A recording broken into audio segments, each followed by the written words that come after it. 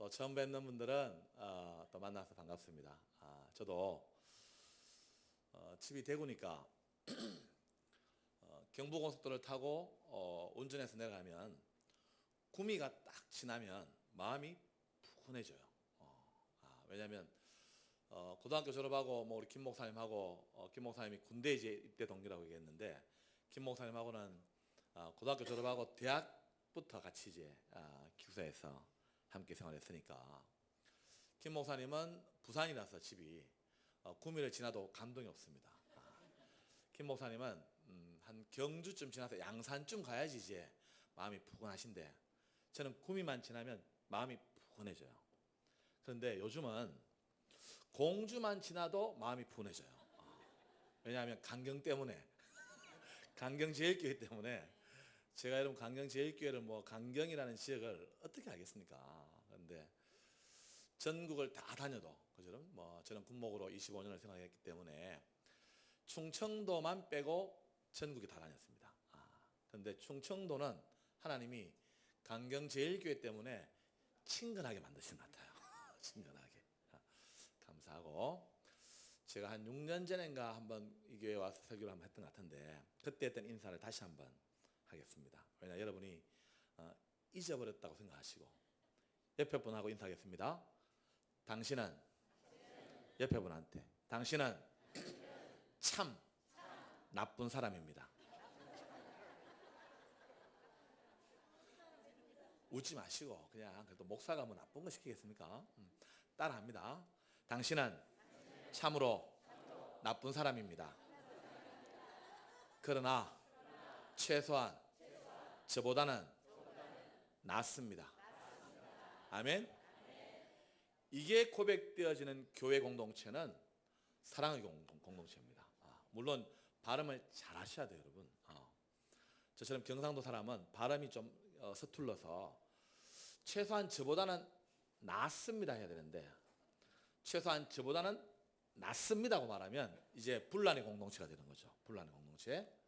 강경제일교회와 우리 군성연합회 논산지구에 소속되어 있는 모든 교회 성도 한 사람 한 사람이 정말 우리가 다 나쁜 죄인들이지만 최소한 옆에 있는 성도들이 나보다는 낫습니다. 저보다는 낫습니다. 그래서 우리의 공동체가 정말 아름다운 사랑의 공동체로 세워지기를 소망을 합니다. 제 아들놈이 하나 있습니다. 큰딸은 이제 시집을 가서 저도 이제 어른이 되었습니다. 장인 어른이 되었죠. 둘째 아들놈이 중학교 2학년 때까지 목사가 되겠다고 하는 거예요. 제가 시킨 적도 하러 간 적도 없고 조그마한 어린이집 다닐 때 전화가 왔습니다. 선생님한테. 아유 우리 아버님이세요? 예. 그랬더니 오늘 어떻게 집에 계시네요? 월요일날 쉬는 날이니까. 예. 제가 월요일날 쉬는 날입니다. 아이고 아버님 어쩌고 저쩌고 그러지만 아이고 아버님 집에서 교육을 잘 시켰는가 봐요. 왜요? 아버님 목사님이라 그러시더니만 우리 미가 목사님이 된대요. 깜짝 놀란 거예요. 아니 5살짜리 어린이가 꼬맹이가 무슨 목사냐 그랬더니만 아니 선생님 집에서는 그런 말을 한 적이 한 번도 없는데 무슨 말씀이시냐고 그랬더니만 어린이집에 이제 생일잔치가 되면 생일당한 아이들이 나가서 나는 자라서 무엇이 될 테야 이제 이 노래를 부르는데 저희 아들놈이 나와서 나는 자라서 군종 목사님이 될 테야 그랬다는 거예요. 그래서 제가 그랬군요. 그러면서 이제 집에 왔습니다. 아들한테 야 아들 그런 얘기를 했어? 그랬더니만 그렇대요. 그러면서 아이가 목사님이 되겠다고 그것도 군종 목사님이 되겠다고. 그죠? 야 목사님이면 목사님이지 왜 군종 목사님이냐 그랬더니만 어린 아이 생각에 군종 목사님은 훈련 안 받잖아요 그러는 거예요. 그래서 제가 야 이놈아 아빠도 훈련 다 받아 무슨 소리 하고 있어. 그랬는데 중학교 2학년 때쯤 됐나요? 아빠 나 목사 안 하면 어때요? 제 아들이 이제 아버지라고 그래요. 아버지 저 목사 안 하면 어때요? 누가 하랬어? 네가 하고 싶다 그랬지. 네가 하고 싶으면 하고 하기 싫으면 안 해도 돼. 그 아버지가 이래라 저래라 말할 게 아니야. 그럼 목사님 안 할래요. 그래요. 하지 마. 네 기도해보고 네가 또 나중에 또 생각이 바뀌면 하고. 고등학교쯤 되었습니다. 그래서 제가 어릴 때 목사님 하려고 하다가 왜 목사님 안 하려고 하는 거야? 이유는 뭘까? 물었더니만 제 아들놈이 아버지 자기는 뽀대나게 살고 싶대요. 뽀대나게. 그래서 제가 야 목사만큼 뽀대나는 게 없는데? 그랬더니 아니래. 자기가 생각하는 뽀대나는 삶을 목사는 살아갈 수 없대요. 그래서 제가 너가 말하는 뽀대나는 삶이 어떤 삶이냐? 그랬더니만 큰 아파트에 좋은 차 타고 다니는 이게 뽀대난다는 거예요. 여러분 뽀대라는 말 아십니까? 경상도 사투리인데 강경에서도 쓰셔요. 폼나는 삶을 살고 싶다는 거예요. 근데 그 어린 아이 생각에는 그 폼나는 삶이 좋은 집에 좋은 차 타고 살아가는 게 좀 뽀대나는 삶처럼 느껴졌다는 거죠. 그래서 그 뽀대나는 삶을 살려고 하니까 목사하면 안 되겠더래요. 그래서 제가 야 목사님에도 큰 집에 큰 차 타고 다니는 목사님들도 많아. 그랬더니만 제 아들이 좀 컸는 것 같아요. 아버지 목사님은 그렇게 살면 안 되잖아요. 그렇게 말하는 거예요. 그래서 아이들이 그런 거예요. 저한테 제가 자랑하는 겁니다. 저희 아들이 그래도 아버지 목사님은 아버지처럼 살아야 돼요. 그렇게 얘기를 해요. 저한테. 목사님은 아버지처럼 작은 차 타고 또 뭐 집도 임대 아파트 살려고 하고 그렇게 사는 게 목사다운 삶이잖아요. 목사가 제가 말하는 뽀대나는 삶을 살아가면 욕먹잖아요. 그러면서 목사의 길을 포기했다고 그러대요. 나이가 제가 조금 여러분 용서하십시오. 제가 나이가 조금 50 시연이 넘어가니까 아들이 다시 방향을 목회로 한번 바꾸면 좋겠다 이런 마음이 제 마음에 들더라고요. 이게 인간의 마음인 것 같아요. 근데 아들이 대학을 화공학과를 갔는데 화공학과에서 한번 방향을 바꿨습니다. 저는 목사의 길로 방향을 바꾸기를 원했는데 이놈은 조금 더 뽀대나는 삶을 위해서 공부를 해가지고 지금 약대를 다니고 있어요. 약대를. 아들은 그럽니다. 요즘 고민해요. 요즘 이제 4학년 올라가는데 아버지 방향을 못 잡겠다고. 방향을 어떻게 살아가야 될지 방향을 못 잡겠다고. 조금 더 공부를 열심히 잘해갖고 의대를 갔으면 의전을 갔으면 방향이 좀 더 바뀌었을까 생각했는데 아버지 지금 제가 생각하니까 도대체 뽀대나는 삶이 뭔지 방향을 못 잡겠대요. 그래서 제가 올 게 오고 있구나.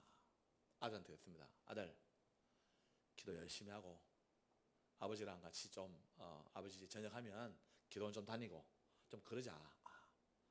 근데 이제 물론 제가 아들이 목사가 되라는 마음 별로 없습니다. 저도. 그건 하나님 앞에 부름 받는 거죠. 저희 집에는 이형제가 목사입니다. 제 동생하고 저하고 두 형제인데 두 형제가 다 목사예요. 저희 아버님은 자칭 잡사입니다. 잡사. 1년 365일 가운데 300일을 술을 드시는 소위 잡사. 또 이거를 나이롱 집사라고도 부르죠, 여러분. 그죠? 근데 그 아버님 밑에서 두 아들이 다 목사가 된 것처럼 또 반대로 목사의 아들이 또 뭐 목사의 길을 가지 않는 것 아무렇지도 않죠, 여러분. 근데 제가 이제 아들한테 그럽니다. 아들 좀 단기 선교도 가보고 정말 네가 무엇이 되는 것보다 하나님의 자녀로 어떻게 살아가는 것을 좀 고민해봐라. 그래서 제가 지난 주간에는 좀 추천했어요. 한번 DTS YM이라는 곳 있잖아요. 열방대학 이런 데 한번 가서 6개월 정도 좀 선교 훈련도 좀 받으면 참 좋겠다. 그랬더니만 아버지 너무 많은 것을 기대합니다. 여러분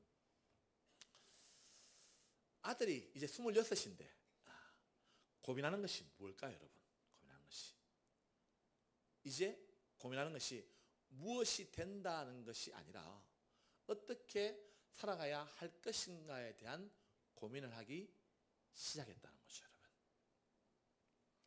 여러분 세상을 살아가면서 많은 사람들이 공통적으로 가지는 고민 가운데 하나가 있습니다. 왜 우리 눈에 볼 때 악인이 잘 되고 있는가 이거죠, 여러분. 참 선한 사람들이 너무 고생하고 안 풀리고 소위 말해서 반대로 악인들의 삶이 너무 잘 풀리는 거예요, 여러분. 도대체 하나님 살아 계시냐고. 하나님께서 살아계시다면 어떻게 저 악인처럼 보이는 사람들이 길이 잘 풀리고 선하게 살아가는 사람들, 그 사람들의 삶이 꼬이고 엉망진창처럼 보입니까? 이게 어찌 보면 많은 사람들의 고민이고 번뇌예요. 여러분은 그런 마음이 안 들지 모릅니다. 근데 저는 가끔씩 그런 마음이 들 때도 있어요. 야, 저는 정말 별론데 세상의 기준 가운데서는 참 잘 풀려요. 잘 풀려. 그런데 많은 사람들은 그것을 성공이라고 부러워하고 착각하고 있다는 거죠. 근데 그런 문제가 비단 저희 문제만이 아니라 또 저희 고민만이 아니라 세상 많은 사람들의 고민이고 옛날에 살았던 사람들의 고민이기도 하다는 거죠. 오늘 시편 92편의 저자도 우리들과 똑같은 그 문제를 가지고 고민했다는 겁니다. 아니 도대체 왜 악인들의 길은 형통하고 이 의인들의 삶은 힘들까? 그 문제를 가지고 고민하고 번뇌하고 힘들어했다는 거죠, 여러분. 그런데 많은 사람들은 해답을 찾기 힘들 수도 있습니다. 제가 참 친하게 지내는 우리 기도 모임, 우리 김한동 목사님하고 같이 이제 기도 모임 하는 곳에 목사님 사모님인데 뭐 이제 누님이에요. 나이를 보면 저보다 한 5살 많은 사모님인데 그 사모님이 저한테 이런 얘기하더라고. 목사님, 땡땡땡 목사님 얘기하면서 땡땡땡 목사님 보면 참 별로 이렇게 바른 목사님 같지 않은데 왜 잘 될까요? 왜 잘 될까요? 목사나 사모들의 세계도 그런 마음이 있다는 거예요. 왜 그 땡땡땡 목사님은 자기가 볼 때 최소한 별로 좋은 목사님이 아니신데 왜 잘 풀리는 걸까요? 그 잘 풀린다는 것이 여러분 큰 교회 목회하고 뭐 이런 거예요. 그래서 제가 그랬습니다. 나도 모르죠. 어떻게 해요? 천국 가서 주님한테 물어봐야지요. 어찌 보면 이 땅에서 그 해답을 못 찾고 주님 품 안에 가서 물어보는 경우들이 많을 수 있습니다. 그런데 시편 기자는 최소한 저보다는 믿음의 내공이 좀 더 깊은 것 같아요. 이분은 그 해답을 찾았어요. 그 해답을 찾고 시편 92편을 지금 노래한 거예요. 그 시편 92편의 이 시편 저자는 그 문제의 해결을 찾고 난 다음에 하나님을 칭송하는 거죠. 하나님을 찬양하는 겁니다. 그 찬양의 내용이 전반부에 등장하죠. 주의 성실하심이 얼마나 좋은지 모르겠습니다. 주님, 내가 온갖 것들로 주님을 앞에 감사하며 주님을 찬양하겠습니다. 주의 인자하심을 알리고 밤마다 주의 성실하심을 베품이 참 좋습니다. 이 시편 기자가 여러분 오늘 4절 말씀에는 주님의 행하신 일로 말미암아 나를 기쁘게 하셨습니다. 이전에는 내가 의인이 잘 되고 악인이 잘 되고 의인이 잘 못 되는 것 같아서 내가 번민이 많고 고민이 많고 고뇌의 연속이 시간이었는데 이제 그 답을 찾고 나니까 주님이 행하신 일로 말미암아 나를 주님께서 기쁘게 하셨다라는 거죠. 주의 손이 행하신 일로 말미암아 내가 높이 주님을 외치리다. 손을 들고 주님을 찬양하겠습니다. 그러면서 여러분 5절 말씀에 이렇게 말씀하십니다. 여호와여 주께서 행하신 일이 어찌 그리 크신지요. 주의 생각이 매우 깊으시나이다. 이전에는 몰랐는데 여러분 저처럼 아직 믿음의 내공이 약한 사람들은 좀 덜 고백하는데 이 시편 기자는 이미 하나님의 큰 은혜를 경험한 거예요. 답을 찾은 거예요. 주님, 제 생각이 짧았습니다. 주님의 행하신 일들이 어찌 그리 크시고 주님의 생각이 깊으신지 제가 이제야 깨달았습니다. 그 고백이죠, 여러분. 이 시편 기자가 깨달은 고백의 내용이 뭐냐? 그 다음에 나오는 거예요. 그 다음에 그가 깨달았던 고백이 무엇인지 보면 7절 말씀에 여러분 이렇게 등장합니다. 7절 같이 읽겠습니다. 시작. 악인들은 풀같이 자라고 악을 행하는 자들은 다 흥왕할지라도 영원히 멸망하리이다. 악인들은 다 멸망한다는 것을 내가 깨달았다는 거예요. 그런데 그 악인들의 삶이 어떤 모습으로 보였느냐? 풀같이 잘 자라고 흥왕한 것처럼 그에게 보였다는 거죠. 자, 여러분, 풀같이 잘 자란다. 남성 집사님들은 경험이 많으실 것 같아요. 예초기로 한 5월, 6월쯤 되면 예초기로 한번 이렇게 제초 작업 해본 적 계시죠? 제초 작업. 한 6월쯤 되면 어찌 그리 잘 자라는지, 그죠, 여러분? 저도 작년에 여러분, 처음에 뭐 중2, DA 목사 때는 군종병하고 같이 막 청소하고 하다가 이제는 좀 그런 것을 이제 안 하던 때가 왔잖아요.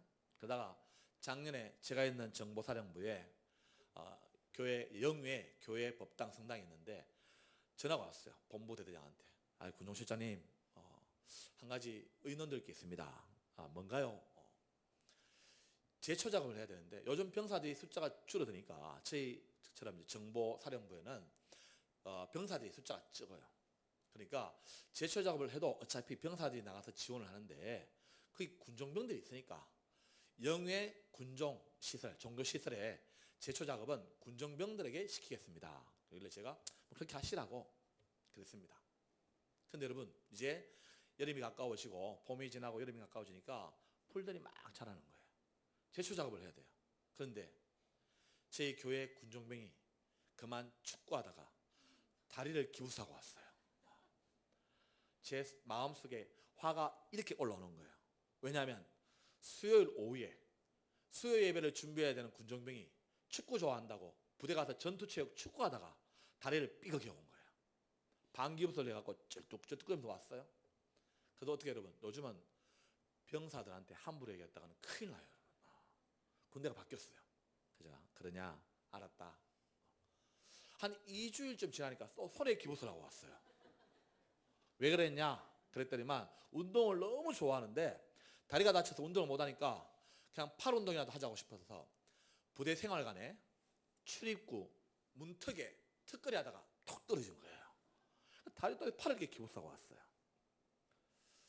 속으로 제가 막 정말 예전 같은 한 20년 전 같으면 이 자식이 나왔을 건데 요즘은 이제 내공이 좀 쌓여가지고 속으로 이 싸이끼 이거 이러고 밖으로 말 못했어요. 자, 제초 작업을 누가 했을까요? 제초 작업을 누가 했을까요? 제가 했죠, 제가. 누구 시키겠습니까? 제초 작업을.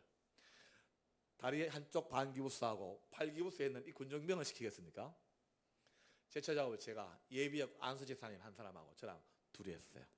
둘이 하고 났는데 여러분, 몰랐는데 이 풀이 왜 이렇게 잘 자라는지.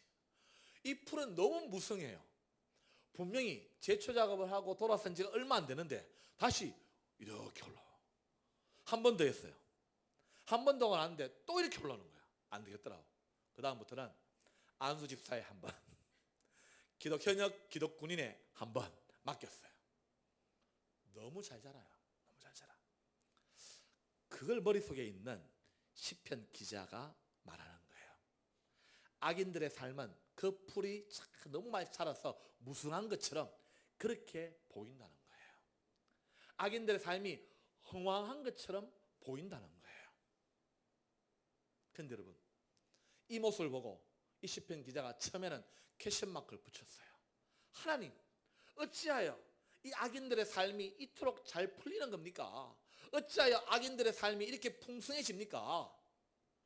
그런데 여러분, 하나님의 깊으신 생각, 하나님의 크신 생각, 그것을 깨달은 이후에 이 시편 기자의 고백은 악인들의 모습이 풀처럼 잘 자라고 흥왕할지라도 그들의 끝모습은 무엇이라? 망한다는 거예요. 망한다는 거예요. 반면에 여러분, 반면에 그가 깨달은 의인들의 삶을 고백합니다. 그 의인들의 삶이 12절에 등장하는 거예요. 같이 읽습니다. 12절 시작. 의인은 종려나무같이 번성하며 레바논의 백향목같이 성장하리로다. 이 시편에서 말하고 있는 의인과 악인이라는 것이 여러분 어떤 기준일까요? 조금 더 도덕적으로 착한 일을 하면서 살아갔던 악인, 의인, 그 기준이 아니겠죠 여러분. 아마 여러분 도덕적으로 조금 악한 삶을 살았던 사람들을 악인이라고 말하고, 조금 더 착하게 산 사람을 선한 의인이라고 말한다면, 저와 여러분은 아무도 의인이라고 말할 수 없을 거예요 여러분. 오늘 제목을 여러분, 우리가 말하는 의인의 삶, 우리가 소망하는 의인의 삶, 제목 달 수가 없어요. 도덕적으로 우리가 착한 일을 많이 해서 의인의 삶을 살아가기를 원한다면, 여기 있는 어떤 누구도 소망할 수 없는 것이 의인의 삶일 겁니다. 그렇다면 이것이 도덕책에 나온 것이 아니라 성경 말씀에 기록되어졌다면, 이 악인과 의인의 기준은 분명한 것이죠 여러분. 하나님의 사람과 하나님의 사람이 아닌 사람이 가는 길이 다르다는 거예요. 꿈꾸는 소망하는 것이 다르다는 거죠 여러분. 하나님을 알지 못했던 사람들이 세상 가운데서 풀처럼 잘 자라고 흥왕해 보여도 그 끝은 망한다는 겁니다. 그러면서 여러분, 하나님의 사람들이 꿈꾸는 삶이 있는데, 그 하나님의 사람들 의인이 꿈꾸는 삶이 무엇이냐? 두 가지의 비유로 말씀하고 있죠 여러분. 첫 번째 하나가 종려나무같이 번성한다라는 거죠. 두 번째가 레바논의 백향목처럼 성장한다라는 거예요. 이것이 여러분 이스라엘이라는 팔레스타인을 기반으로 해서 기록된 성경책이니까 확 와닿진 않아요. 그죠? 만약에 한국적인 배경을 가지고 성경이 기록되어졌다면 어떻게 기록되었을까요? 의인은 대나무처럼 성장할 것이요. 이러면 어때요? 팍 와닿아요. 그죠? 와닿아요. 그런데 우리가 살고 있는 이 지역이 아닌 다른 지역이니까 확 와닿지 않지만, 우리가 한번 그 나무가 어떤 성질을 가지고 있는지 한번 보면 이해가 돼요. 자, 첫 번째 여러분, 종려나무같이 번성하며. 혹시 성지순례를 가보신 분이 계십니까? 이스라엘 성지순례? 이스라엘 성지순례를 갔다 오시면 대부분 그래도 아는 지인들한테 뭐 하나 선물 사오는 것이 있습니다. 그것이 뭐냐면 대추야자를 사와요. 대추야자. 한국에는 대추는 어느 정도 크기가 되죠 여러분? 요만합니까? 아니면 요만해요? 제 집에 이제 막둥이가 좀 자랐습니다. 우리 성도님들 아시는 분들 계시죠? 제 막둥이가 이제 자라서 7살이 되었습니다. 7살. 근데 이제 작년 가을에 조금 컸다고, 아빠 대추가 있어, 대추. 제가 이제 섬기던 교회 옆에 초급 간부들이 섬기는 삐오큐가 있는데, 그 삐오큐 옆에 대추나무가 있더라고. 그래서 저한테 대추를 따달라고, 대추를. 그래서 꼬맹이 데리고 가서 대추를 막 땄어요. 땄는데 보니까 전부 다 요만해요. 그런데 이스라엘에서 사오는 대추야자, 그 열매는 어때요? 최소한 이만하죠 여러분. 이만해요. 먹음직해요. 대추야자 나무. 그 대추야자 나무가 바로 종려나무예요. 이 종려나무는 이스라엘 땅을 전부 다 아래에 이렇게 본다면은, 우리나라로 쳤을 때 저 신의주에서 뭐 부산, 목포까지 전체로 본다면 남쪽 지역, 유대 광야라고 말하는 지역에서 자라는 나무가 이 종려나무예요. 종려나무. 이 종려나무가 어떤 상황에서 자랄까요? 광야에서 자라요. 광야에서. 그 광야는 어때요? 뜨거운 태양이 있어요. 가뭄이 있어요. 우리로 치면 가뭄에 쩍쩍 갈라지는 논바닥, 거북 등 같은 그런 모습 가운데서 자라는 것이 종려나무예요. 좋은 온상 가운데 비닐하우스에서 자라는 나무가 아니에요. 뜨거운 태양의 모습을 이겨내야 되고, 모래바람을 이겨내야 되고, 가뭄을 이겨내고 자라는 나무가 종려나무예요. 그런데 그 종려나무가 어떻게 여러분? 열매를 맺으면 그 큰 대추 야자 열매가 주렁주렁 맺혀져서 가지들이 완전히 처질 정도로 축 처진 가지가 될 정도로 열매를 맺는다는 거예요. 생명력이 어느 정도 뛰어나냐? 도끼로 종려나무를 딱 잘랐어. 자르고 나면 불태워버려요. 더 이상 자라지 말라고. 그런데도 한 3년, 4년이 지나면 그 잘려서 불태워진 그 종려나무 뿌리에서 다시 싹이 쫙 나타난다는 거죠. 때로는 모래바람 가운데 꺾여져서 아, 나무가 죽었구나 생각되어지는데 한 며칠 지나면 이 나무가 다시 쫙 뻗어온다는 거예요. 그리고는 풍성한 열매를 맺는다는 거죠, 여러분. 의인의 삶은 그 종려나무가 맺는 번성함 같다라는 거예요, 여러분. 사랑하는 교회 여러분, 저와 여러분의 삶이 풍성한 종려나무 같이 되기를 소망합니다. 또 하나 여러분 비율도 있습니다.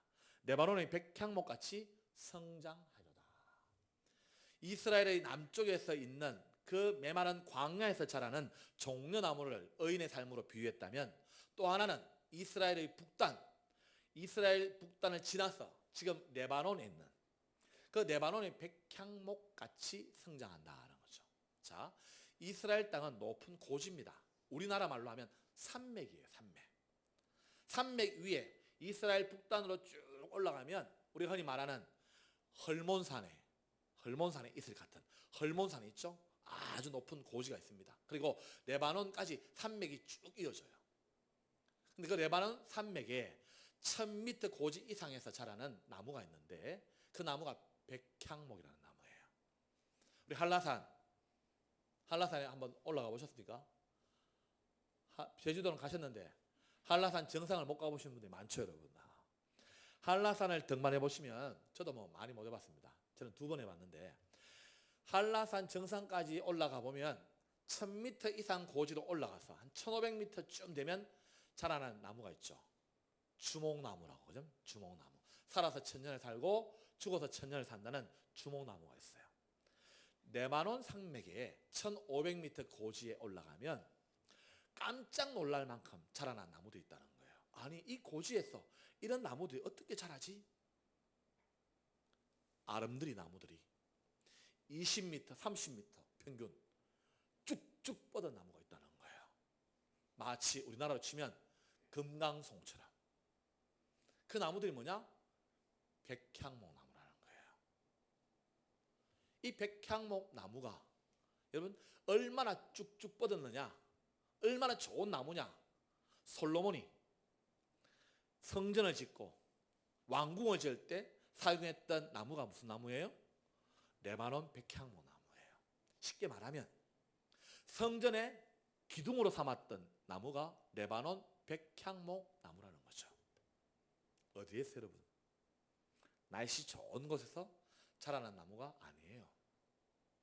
이 레바논 산맥의 높은 고지는 어때요, 여러분? 만년설이에요. 만년설. 헐몬산에서 그 만년설 눈들이 녹아서 흘러내리는 것이 어디에 여러분? 우리가 흔히 아는 갈릴리 호수로 내려오고 요단강으로 내려오는 거잖아요. 그 레바논 산맥의 높은 고지 위에서 눈보라를 이겨내고 비바람을 이겨내고 자라는 나무가 이 백향목 나무예요. 이 백향목 나무가 쭉쭉 뻗은 그 형상을 시편 기자가 머릿속에 떠올린 거죠, 여러분. 우리의 인생을 바라보면서 저와 여러분의 삶의 인생이 어떻다고 여러분? 8차선 쫙 뻗은 고속도로의 삶이 아니라는 겁니다. 저보다 여러분 세상의 연배가 더 많으신 분이 훨씬 많잖아요. 인생이 그렇게 만만한 게 아니죠, 여러분. 하나님 잘 믿는다라고 우리 세상의 삶이 8차선 고속도로처럼 쫙 뚫려서 그렇게 나가겠습니까? 그렇지 않습니다. 믿음 생활 잘하면, 신앙생활 잘하면 만사형통? 여러분, 복음이 아닙니다. 복음이. 물론 목사의 모습과 우리 스스로는 그렇게 살아가도록 축복을 해야 되죠, 여러분. 하지만 세상은 그렇게 우리가 꿈꾸는 것처럼 펼쳐지지 않아요, 여러분. 때로 역경이 있고 고난이 있어요. 분명히 하나님을 잘 믿는 믿음 안에서 살아감에도 불구하고 이 종려나무가 이겨내야 되는 뜨거운 태양빛 같은 그런 고난의 시간이 우리에게 다가와요. 사막의 광야의 모래바람이 우리에게 다가와요.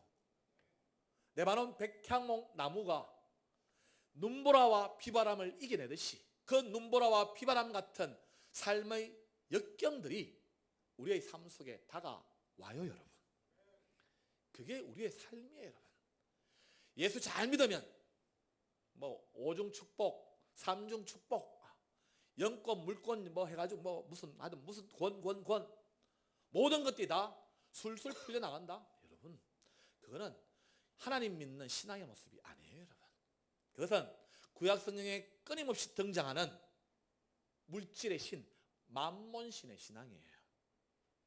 세상은 그것을 성공이라고 말할지도 모릅니다. 그러나 하나님을 믿는 바른 신앙 가운데서는 그것이 성공이라고 말할 수 없는 것이죠, 여러분. 그 문제를 시편 기자가 고민했다는 거예요. 그런데 시편 기자는 답을 찾았어요, 여러분. 답을. 자기가 생각했던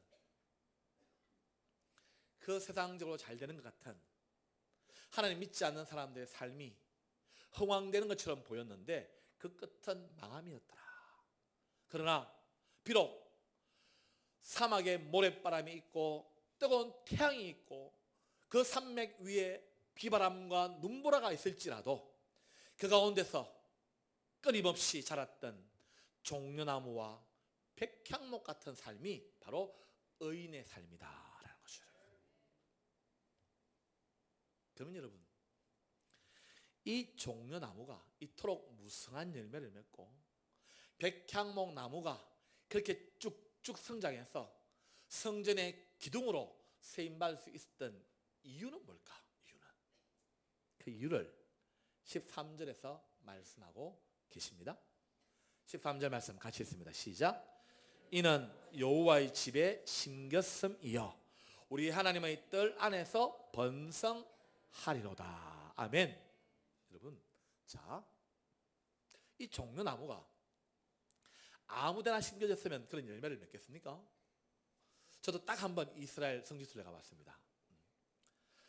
이제 이집트에 갔다가 수에즈 운하를 지나고 이제 시나이 반도로 넘어가는데 정말 아무것도 없어요. 광야예요, 광야.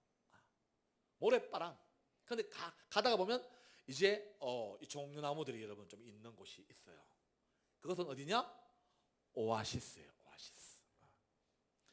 물이 있는 오아시스 곁에 심겨진 종려나무가 어떻게 여러분? 이 열매를 무성하게 맺는 거죠, 여러분.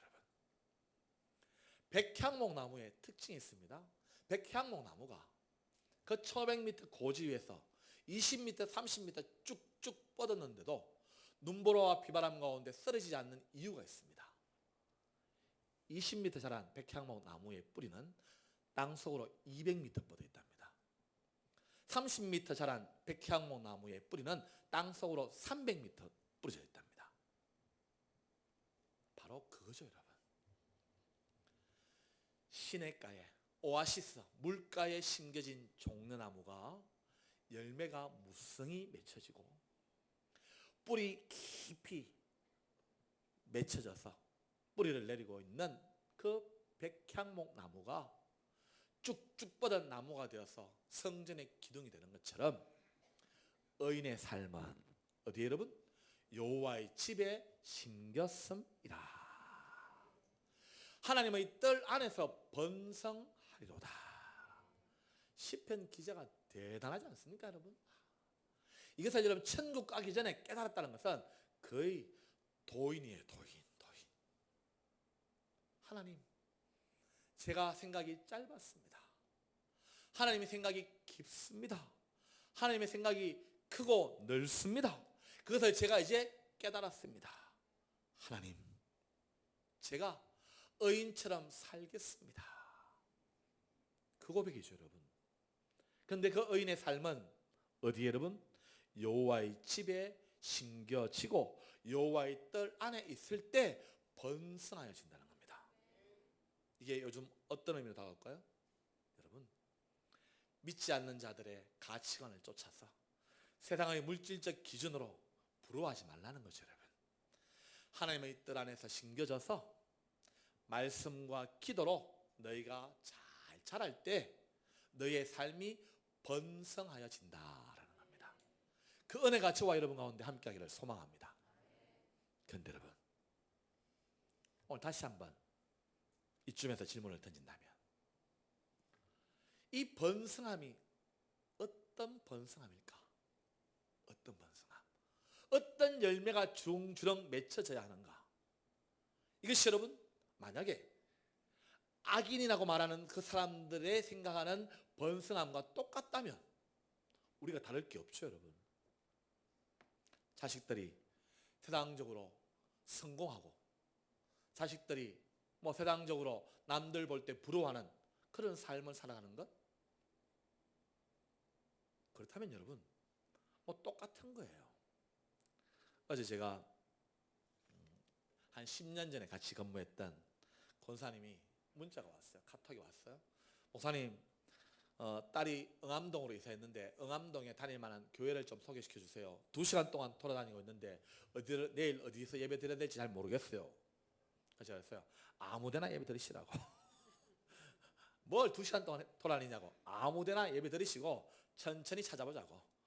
집 주변에 교회들을 몇 군데 가보시고 몇 군데 가보시고 그 중에서 맞는 교회를 찾으시라고.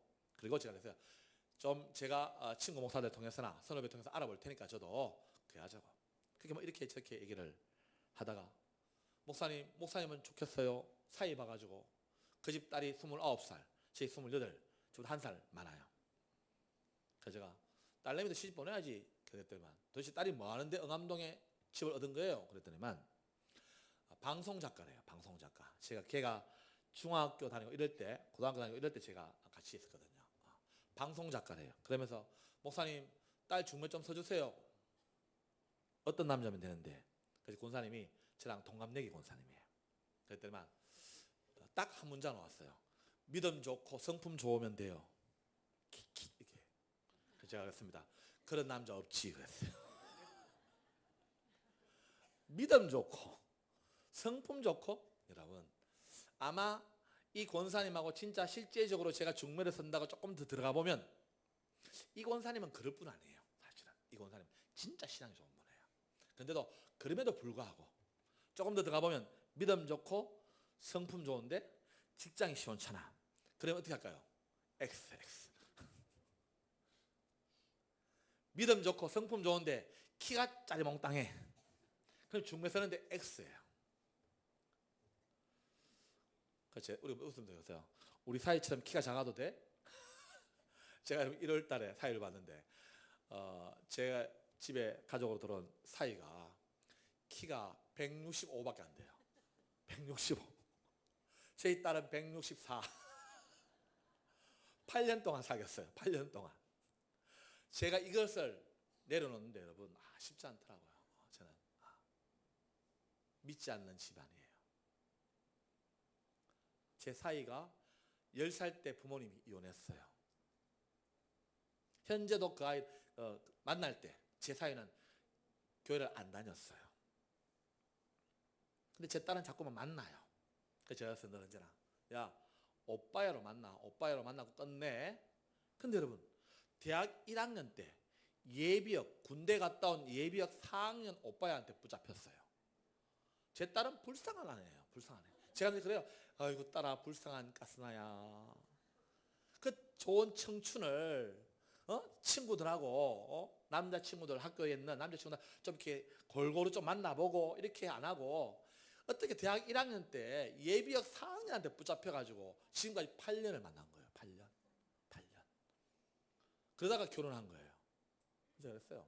제 사이한테 딴 거 말 안 하고 제가 이름을 말하는데 세훈아 딴 건 모르겠고 우리 딸 네가 처음이자 마지막 남자야 임마. 우리 딸 불쌍하잖아. 그랬더니만 우리 사이놈이 아버님 저도 예슬이가 첫 여자예요 그래요. 근데 내가 이 골동품들 제가 얘기해서 잘 못 사겠다 둘이. 왜냐하면 좀 다른 남자도 만나보고 다른 여자도 만나보고 이래야지. 이 뭐 남자는 여자가 처음이라 그러고 이 여자는 제가 볼 때 중학교 때 잠깐 좋아했던 오빠 외에는 처음이에요. 근데 여러분 제가 그 친구를 제 딸이 5년 동안 사귀어도 얼굴도 안 봤어요. 왜냐? 내 사위감 아니다. 사위감 아니다. 근데 여러분 3년 전, 횟수로 이제 3년 됐죠. 3년 전에 어느 날 새벽에 기도하는데, 새벽 기도에 맞춰 기도하는데 여러분 하나님이 제 마음을 확 녹여보시더라고요. 야 정우가, 너 딸이 만나는 그 남자를 반대하는 이유가 뭐냐? 하나님 물으시는 거예요. 거기서 여러분 완전히 무장해제. 결국 제가 그 사육감을 그 만나는, 딸이 5년 동안 만났던 그 친구를 제가 마음에 받아들이지 못하는 이유가 뭐냐? 제 마음에 인간적인 생각이에요. 물론 여러분 목사로서 신앙생활을 하지 않는다는 것, 그게 있죠 여러분. 근데 그때 당시에 제 사위는 교회는 다녔어요. 왜냐하면 제 아내가 제 딸한테 야 너가 오빠야는 너랑 결혼할 마음이 없는 것 같아. 그래서 제 딸이 엄마는 왜 그래? 아니 야 너 목사 딸이랑 사귀면서 너랑 결혼할 마음이 있으면 교회 안 나갈 리가 없잖아. 그랬더만 그 다음 주에 등록을 한 거예요. 그 다음 주에 직장이 가산 디지털 단지에 있었는데 그 옆에 저희 같이 또 기도 모임하는 친구 교회가 있어요. 그래서 제 딸이 아빠 친구 교회 나가라고 해가지고 그 교회에 등록하고 세례를 받았어요. 세례 받았어도 저는 마음이 없었어요. 그리고 어떻게 여러분? 이혼하는 가정에서 엄마 밑에 힘들게 살았어요. 여러분. 그것도 마음에 안 들었어요. 직장도 좀 번듯하게 소위 말하는 대기업에 다니면 좋겠는데 그렇지도 못했어요. 근데 여러분 그 새벽에 저에게 찾아오신 하나님께서 야, 너 목사 맞냐 그러더라고요. 저한테. 너 목사 맞아? 야, 손정우 목사, 너 그래도 목사들 가운데 좀 뽀대 있다고 생각했는데 목사 가운데 그래도 괜찮은 목사라고 생각했는데 너 그 꼴밖에 안 돼? 결국 너 딸 문제, 가족 문제에서는 남들하고 똑같아? 하나님 저를 혼내시더라고요. 그날 여러분 제가 한 3시간 꼬부라졌어요. 꼬부라지고 나니까 똑같이 봤던, 한 번도 보지 않았지만 그 딸의 남자친구 오빠야를 보는데 생각이 달라지더라고요. 하나님이 터치하시니까 제가 생각했던 세상의 기준들이 다 무너지는 거예요. 여러분. 늘 언제나 저같이 얘기했던 권사님들에 대해서 제가 늘 얘기했거든요. 아니 맨날 믿음 좋으면 된다고 말하면서 나중에 가면 세상적인 기준을 다 제시한다고. 제 사이된 친구와 그 새벽 이후에 여러분 그 아이에 대한 긍휼함이 생기는 거예요. 이혼한 집에서 엄마 밑에서 자랐다라고 제 마음속에 허락이 안 되어졌는데 오히려 여러분 하나님의 터치가 있고 나니까 그래도 부모님 어린 시절에 이혼해가지고 있는데 잘 자랐구나 싶더라고요. 여러분 잘 자랐구나. 또 어떻게 여러분 그 이혼한 부모님 양쪽에 다 왔다 갔다 해요. 이 아이는 엄마 밑에 자랐지만 아버지의 직장도 시원찮고 어머니의 직장도 시원찮아요. 그런데 여러분 힘겨운 가운데서 그 어머님에 대한 마음이 제가 달라지더라고요. 참 힘겨운 가운데서도 그래도 아들 하나 잘 키웠구나. 그렇게 제 생각이 그 새벽을 지나면서 여러분 생각이 확 바뀌어지는 거예요. 제가 얼마나 부끄러운지 몰라요. 제가 우리 교회 그 당시 선교단 3군 사령부에 교회 교우들한테 이 모습을 그대로 고백했어요. 그래도 내가 좀 뽀대 있게 살아간다고 생각했는 목사인데 아무것도 아니더라. 아무것도. 그러면서 여러분 그 친구를 한번 보자고 말했어요. 마음속에 허락을 하고 그렇게 봤는데 여러분 키가 165예요. 키가 165. 그런데 여러분 하나님께서 이미 제 마음을 터치하고 나니까 키 165가 안 보여요. 뭐 괜찮게 키 작아도 뭐 괜찮아. 괜찮아. 여러분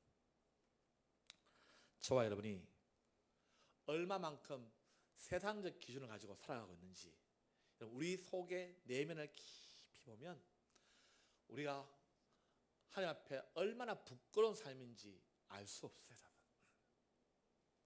그런데 여러분 하나님께서 제 마음을 터치하고 나니까 여러분 너무 감사해요. 감사해요.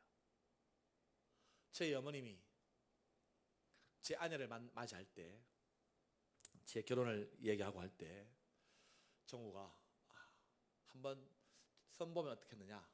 제가 제 아내랑 사귀고 있을 때 어머니 이 자매를 사귀고 있다고 그러는데도 불구하고 저희 어머님이 막 대구에 있는 중매를 쓰는 거예요. 야 정우가 대구에 뭐 삼덕교회 장로님인데 교장 선생님 딸이래 한번 보지 않겠나. 또 뭐 대구에 무슨 목사님 딸인데 한번 보지 않겠나. 저희 어머님의 소원은 하나였어요. 저희 아버님이 소위 자칭 잡사님이셨으니까 저희 사돈 어머니 사돈 제 장인 장모님은 좀 신앙생활 잘하는 목사님이나 장로님 딸을 만나면 좋았어요.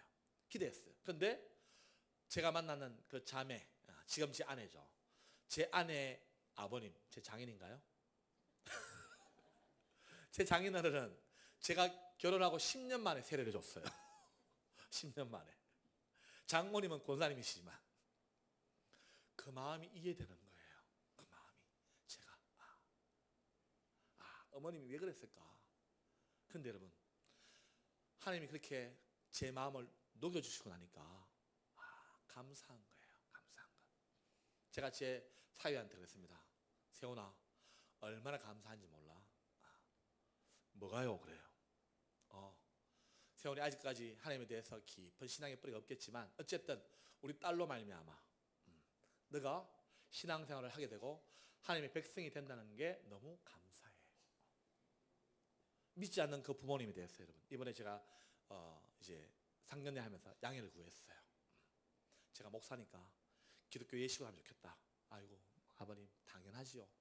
그런데 여러분 제가 기도 제목 주어진 게 감사한 거예요. 제가 그랬어요. 딸아이한테도 그리고 사이한테 그랬어요.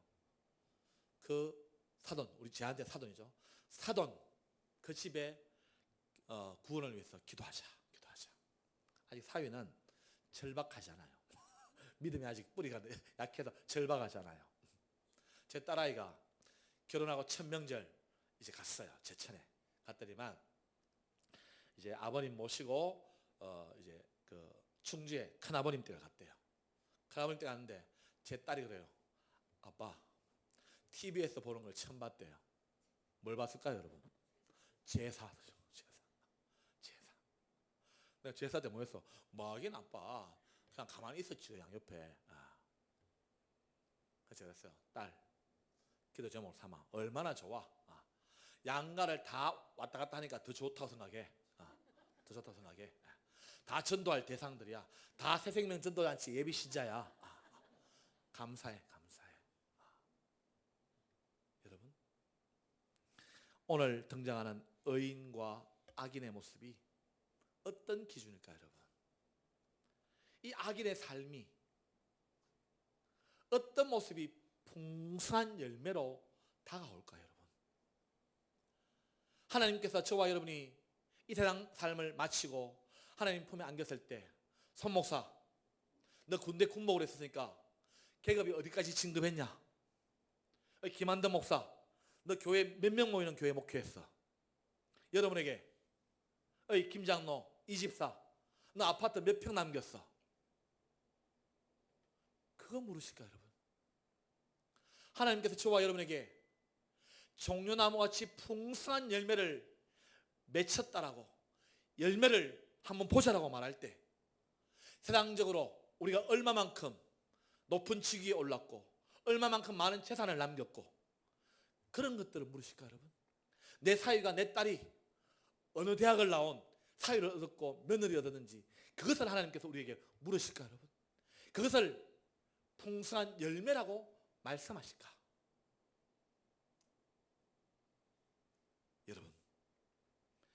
하나님께서 지금 정말 의인의 삶이 종려나무같이 풍성한 삶이라고 얘기했을 때 그 풍성한 열매가 어떤 열매일까? 어떤 열매? 앞에 위에 있는 표, 세상면 전도 축제 표 같이 읽어보겠습니다. 시작. 별로 여러분 뭐 이렇게 마음에 와닿지 않는 말이죠. 다시 한번 시작. 아멘 여러분. 한 영혼을 구원하는 이게 종려나무의 풍성한 열매라는 거예요. 여러분, 하나님께서 말씀하시는 풍성함의 열매가 무엇일까? 바로 여러분, 한 생명을 구원하는 그것만큼 하나님께서 영원토록 기억할 모습은 없다는 거예요. 김 목사님 설명했지만 저는 5월 말에 제대입니다. 한편으로는 제가 여러분 군목으로서 최고 계급이 대령인데 대령 진급 못한 것에 대한 아쉬움이 없다라면 거짓말이에요. 그런데 믿음 별로 없어요 여러분. 한편으로 여러분 제 마음속에 감사하더라고요. 아이고 내같이 반골 기질이 강한 놈을 이 수능적인 군대에서 이만큼 올려주신 것도 함께 감사하다는 거예요. 근데 여러분 하나님께서는 이게 관심이 있을까요? 관심 없어요 여러분. 관심 없어요.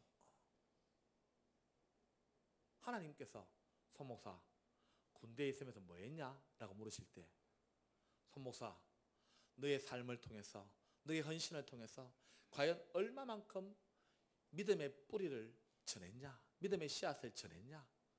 그거 묻는 거예요. 그래서 딸한테 어제 여러분 밤에 오늘 말씀 나눌 것을 묵상하면서 딸한테 문자 보냈어요. 딸, 너는 출발이 행복한 여자다 그랬어요. 제 딸이 아빠 뜬금없이 무슨 말이에요? 그래요. 딸, 너는 아빠보다 낫다 그랬어요. 엄마보다 낫다. 아니 아빠 무슨 말이에요? 그래서 아니 딸, 너는 남편 일단 전도하고 시작하잖아. 전도하고 시작하잖아. 그렇죠 여러분. 정말 저와 여러분이 꿈꾸고 나아가야 될 풍성한 열매가 무엇인가? 한 생명을 구원하는 것보다 더 귀한 열매는 없다는 거죠. 이 모습을 기억하고 살아갈 때는 여러분 어떤 유혹과 어떤 다른 어떤 생각들보다 여러분 꿋꿋하게 그 길을 가야 돼요. 종려나무와 백향목을 제가 어거지로 한번 끼워볼까요? 이 종려나무의 풍성한 열매가 그런 세상적인 모습이 아니라 정말 하나님께서 영원토록 기억할 만한 한 생명을 구원하는 것만이 풍성한 열매라고 생각했을 때 그 길을 걸어갈 때 뚜벅뚜벅 걸어갈 때 눈보라와 비바람 같은 그런 유혹들이 우리의 생각들을 흔들어 놓는다는 거예요 여러분.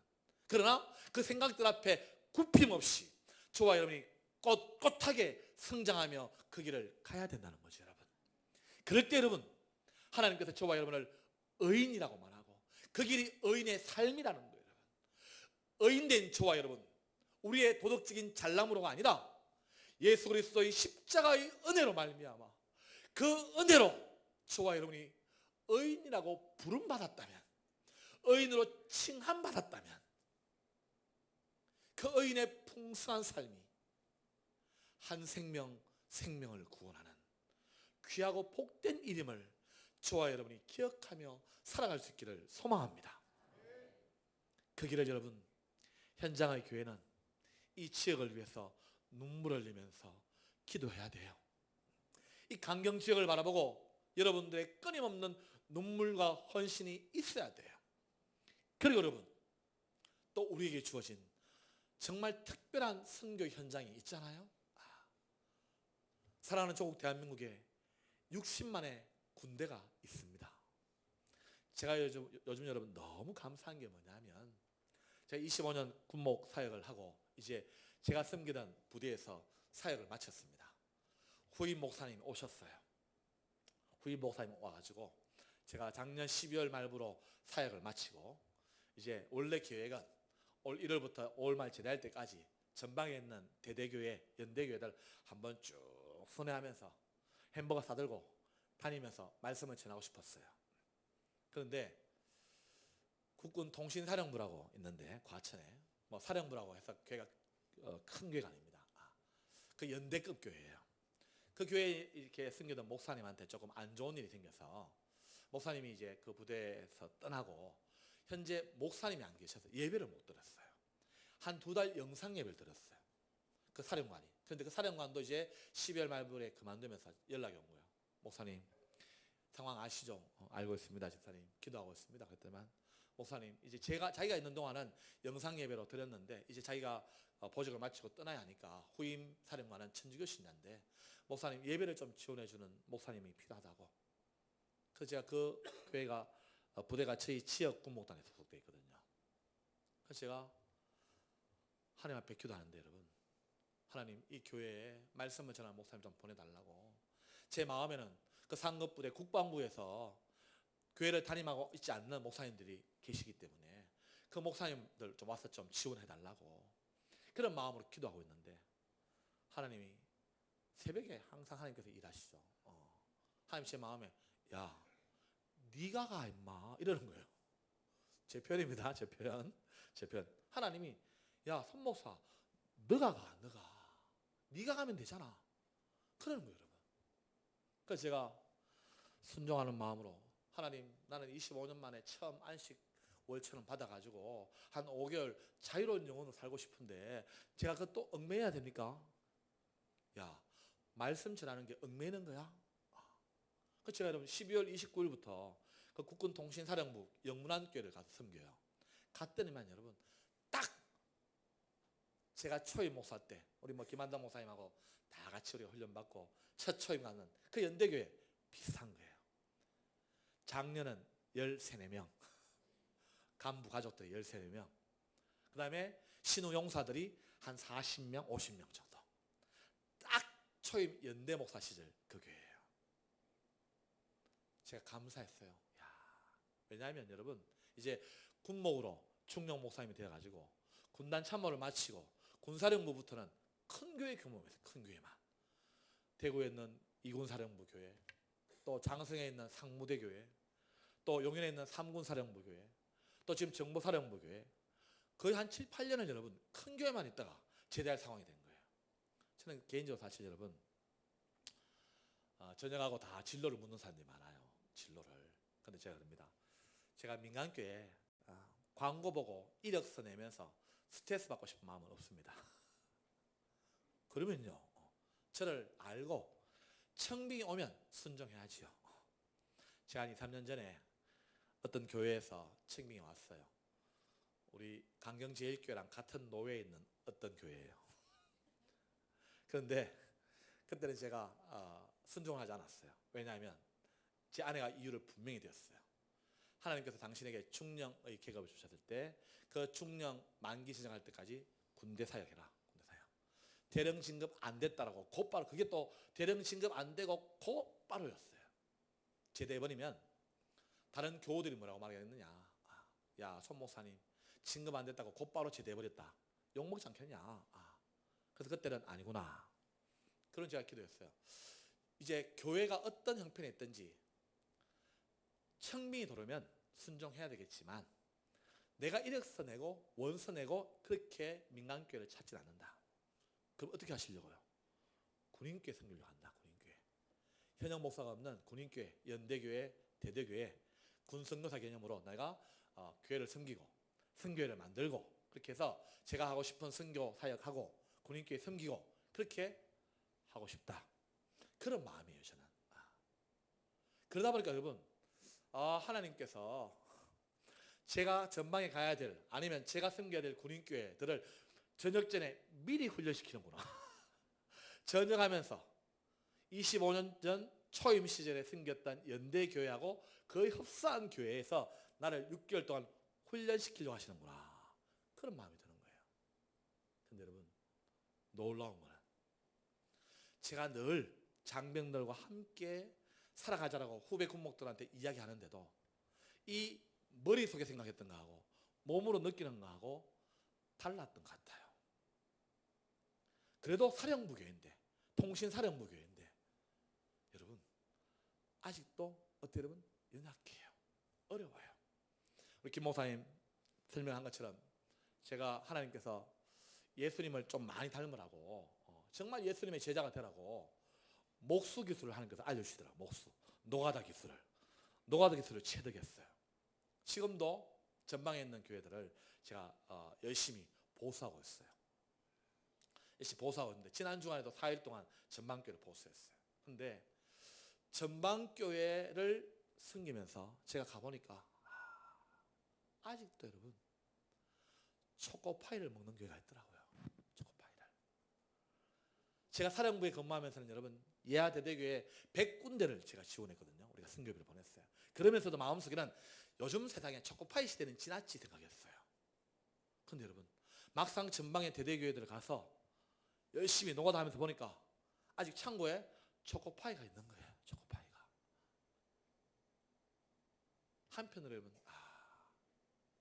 내가 만약 이것을 보지 못했다면 내 위치에서 그 야전 현장의 대대교회, 정말 병사들을 승견하는 대대교회와 연대교회 형편들을 알지 못했겠구나 생각이 드는 거예요. 아직도 힘들고 어려운 교회가 있고, 아직도 주의 복음이 증거되어져야 되는 많은 군선교 현장이 있다는 거예요. 한 영혼을 섬기는 것, 한 영혼을 구하는 것, 한 영혼을 세우는 것, 이것이 의인이 꿈꾸는 풍성한 삶의 열매인데, 지역교회는 지역에서 사랑하는 모든 예비신자들을 섬겨 나가고, 또 대한민국에게 주어진 소중한 특별한 선교 현장인 군선교 현장 가운데서 정말 힘들어지고 어려워졌어요. 제가 다녀보면 예전에는 여러분 우리가 대대교회 섬기면 대대교회에 400명, 450명 대대교회에 70명, 80명, 100명 예배 드렸어요. 지금은 30명, 40명 드리면 잘 드리는 거예요. 예전에는 20% 예배 드렸거든요. 지금은 총원의 10%만 드려도 선방했다, 선방하고 있다, 선방하고 있다. 400명 가운데 20명, 30명 예배 드려요, 여러분. 환경은 더 어려워져요. 그런데 여러분, 어렵다라고 우리가 포기할 수 있느냐? 포기할 수 없어요, 여러분. 우리에게 주어진 소중한 현장이에요, 여러분. 한국교회가 영국교회처럼 20년 뒤에, 50년 뒤에 예배당들은 멋지게 있는데 거기에 젊은이들이 없는 교회가 되지 말라는 법이 있겠습니까? 그 길로 가고 있어요, 지금 여러분. 밖에 있는 20대 청년들의 복음화율이 3%밖에 되잖아요. 복음화율이 3% 이하면은 선교주예요, 선교시. 그럼 이 일을 그냥 놓고 볼 수 있을까? 여러분, 그럴 수 없죠. 물론 이 일은 여러분 힘든 일입니다. 왜냐? 당장 내가 섬기는 내 교회 신자 되는 것이 아니에요.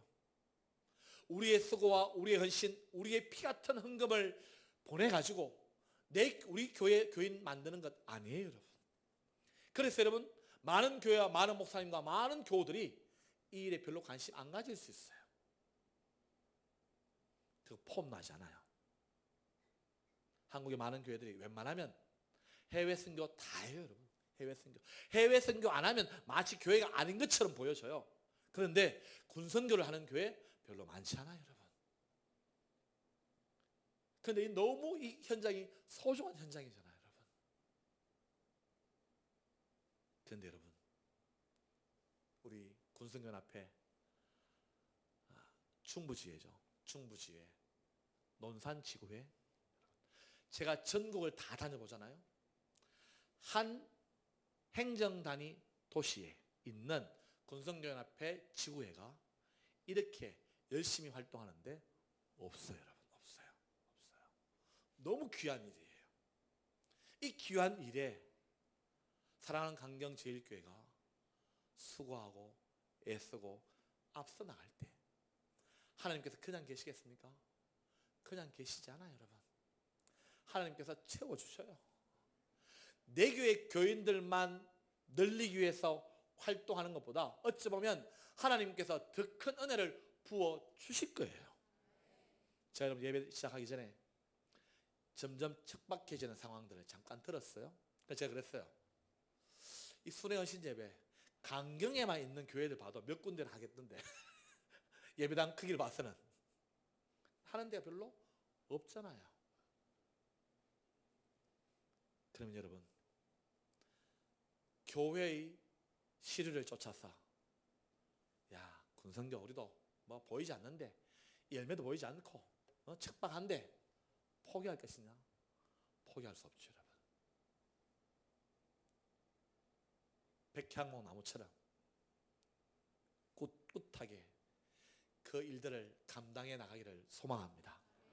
레바논 백향목 나무처럼 그렇게 우리의 기도와 눈물과 물질로 섬겨진 이 땅의 젊은 청년들이 우리가 알지 못하지만 어느 곳에선가 분명히 레바논 백향목처럼 잘 자라서 하나님 나라의 하나님 교회의 큰 기둥들로 성장할 것을 우리가 영적인 눈으로 바라보고 이 일에 저와 여러분이 함께 수고하고 애써 나가기를 소망합니다. 그것이 우리가 꿈꿔야 되는 의인의 삶이라는 것이죠, 여러분. 따라해볼까요, 여러분? 종려나무같이 번성하고 백향목같이 성장하자. 그것이 어떤 열매의 풍성함, 번성함일까를 생각하고 한 영혼을 살리는 그 일에 특별히 한국교회 다음 세대를 위한 이 군성교회 젊은 청년들을 위해서 저와 여러분이 꿈꾸고 나가는 의인된 삶이 되기를 주님의 이름으로 축원합니다. 그렇게 할 때 하나님께서 여러분에게 주시는 귀한 복이 있습니다. 이 말씀 한 절 찾고 말씀을 끝내겠습니다. 다니엘서 12장입니다. 다니엘서 12장